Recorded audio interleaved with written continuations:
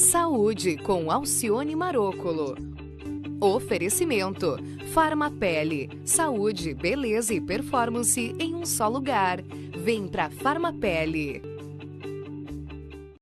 Olá, amigos! Março Azul Marinho aqui no Saúde. Nós vamos conversar com ele, que é vice-diretor do Hospital 9 de Julho e especialista em oncologia clínica. Doutor Hugo, obrigada pela sua presença. É um prazer recebê-lo, tudo bem? Obrigado, ótimo. Eu que agradeço a honra de estar aqui. Para falar de um assunto muito importante. Muito importante. Câncer coloretal.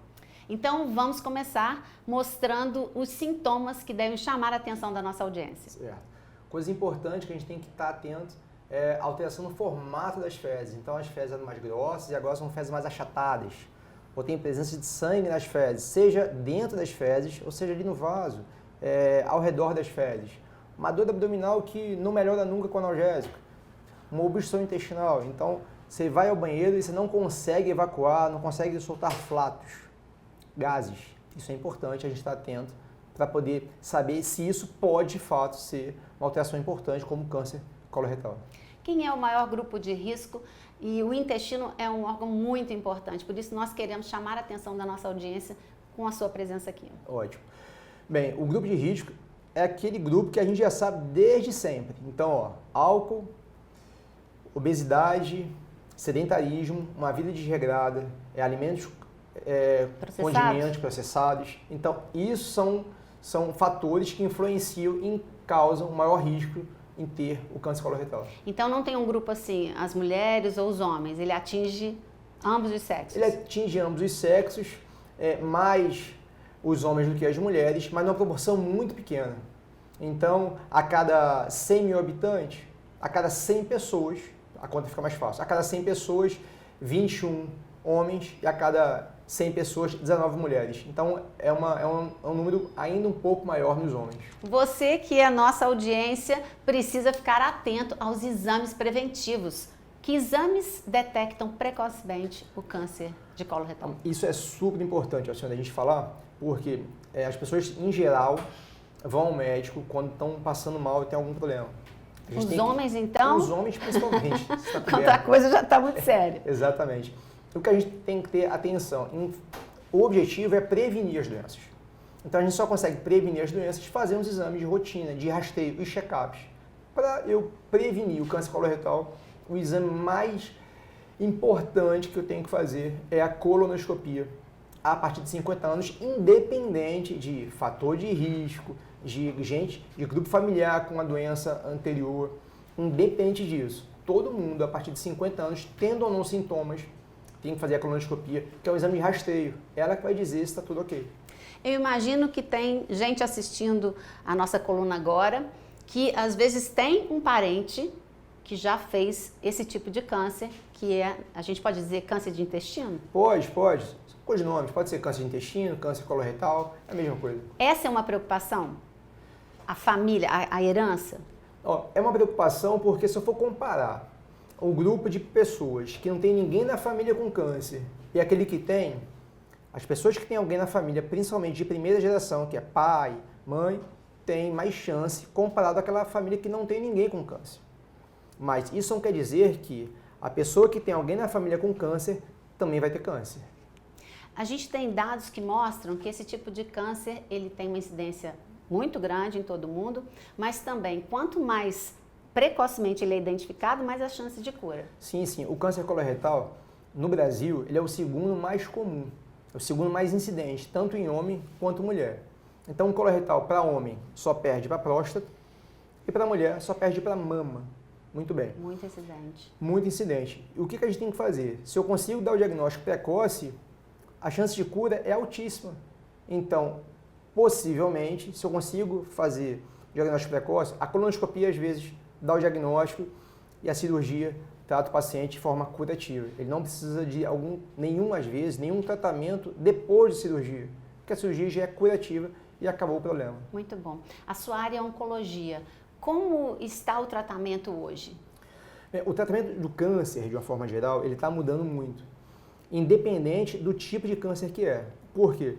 Por causa de características moleculares, que a gente consegue saber cada tipo de tumor é um tumor com características diferentes. É como se fosse o nome e o sobrenome do tumor. Então, eu vou tratar o paciente de acordo com o tipo de tumor que ele tem. E o tipo de tumor que ele tem as suas características que, no outro paciente, com o mesmo tumor, são características diferentes. E eu posso usar medicações diferentes. Então, o tratamento é individualizado. É individualizado. Muito isso bom. Aí. Esse assunto é muito importante, você está na nossa coluna Saúde. O assunto aqui é Março Azul Marinho, mês de conscientização do tratamento do câncer coloretal. Nós estamos encerrando a nossa participação aqui na TV, mas eu quero te convidar para continuar a entrevista no nosso canal do YouTube. Vamos? Claro, vamos, é um prazer. Então, você também está convidado para estar conosco. Tem um e-mail aparecendo na sua tela, envie as suas dúvidas, sugestões de entrevistados e nós voltamos a semana que vem com mais assuntos interessantes para você aqui no Saúde. A gente se encontra agora lá no canal do YouTube, então até lá.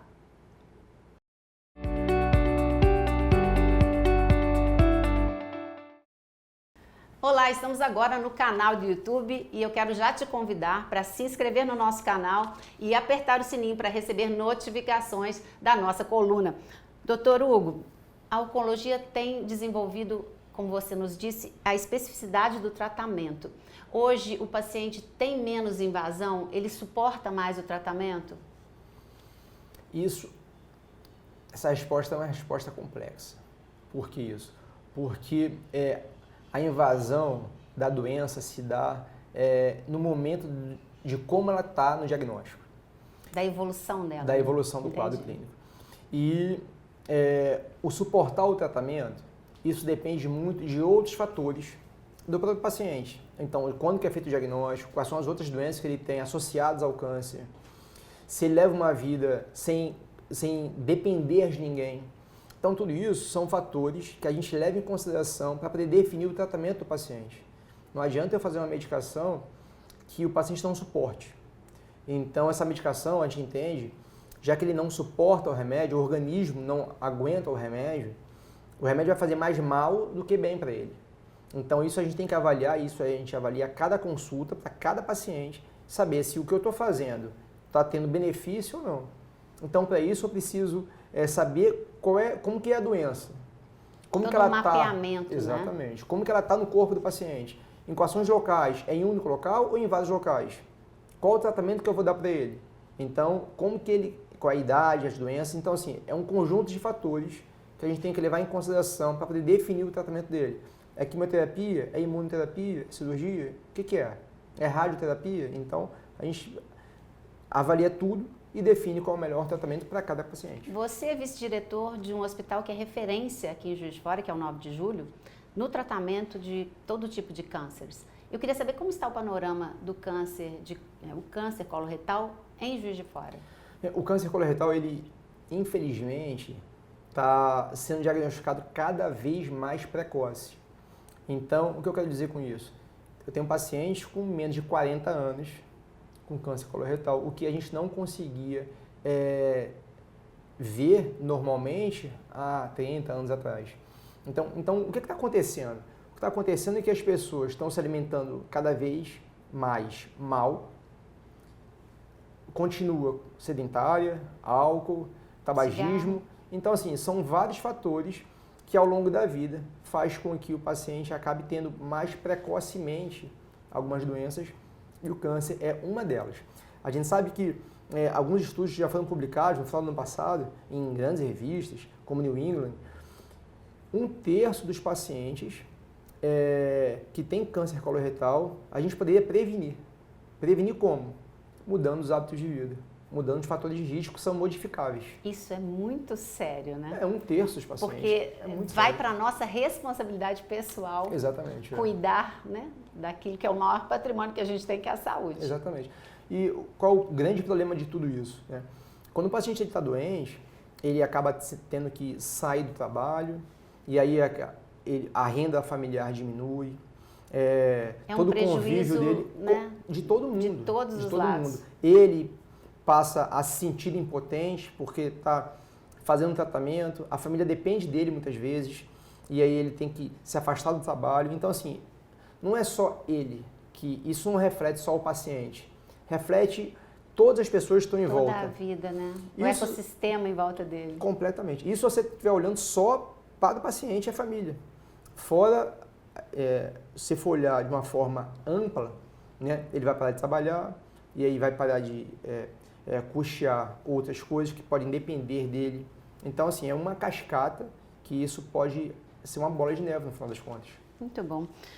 Doutor Hugo, estudando um pouco a sua vida, né, a sua formação, queria abordar um pouco essa área, que você tem uma formação muito ampla.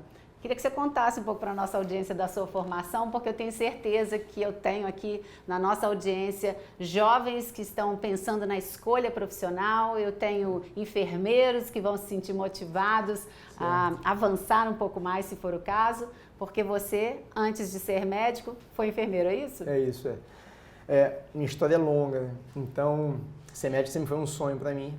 E aí eu comecei há alguns anos atrás, quando eu acabei o curso de técnico de enfermagem.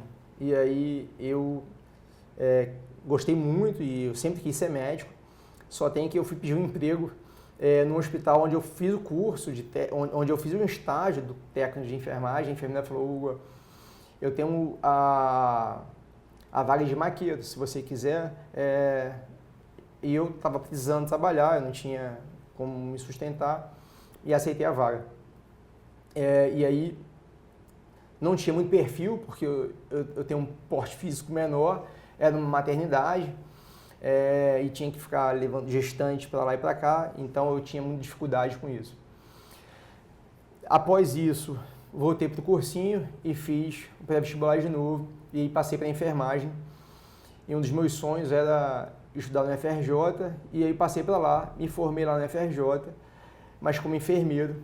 E ao longo do curso de formação, comecei a trabalhar no Ministério da Saúde como técnico de enfermagem. No final da faculdade, fiz um concurso para o Corpo de Bombeiros do Rio, que eu trabalhei por uns 2 anos também como técnico.